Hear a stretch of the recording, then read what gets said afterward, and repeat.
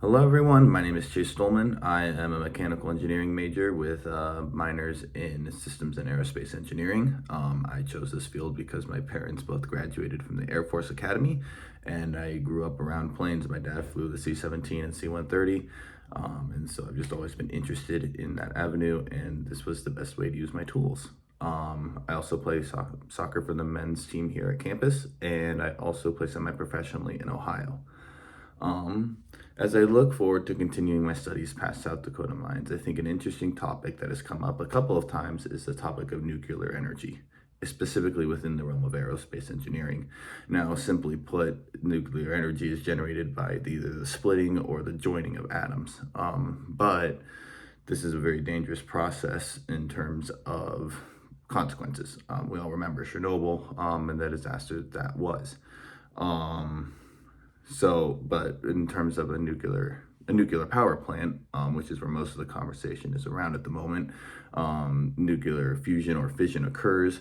That heat is then turned into therefore radiates into a heating liquid, and that can often is water, so it turns into steam, which then turns a turbine blade and generates electricity.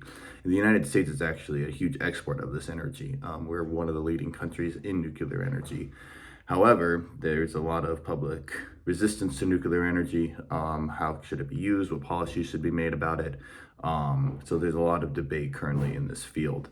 And so for the Team White Paper, I would like to explore the avenue of incorporating nuclear energy generation within the aerospace sector. Is there a way that this could be done cleanly, safely, and would policies be able to keep up with this sort of rapid change in technology? Because we're not the only country pursuing this avenue of nuclear energy.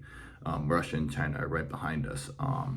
And so how can we as a country create policies to support technological advancements, and how do we actually continue to advance our own technologies within our policies?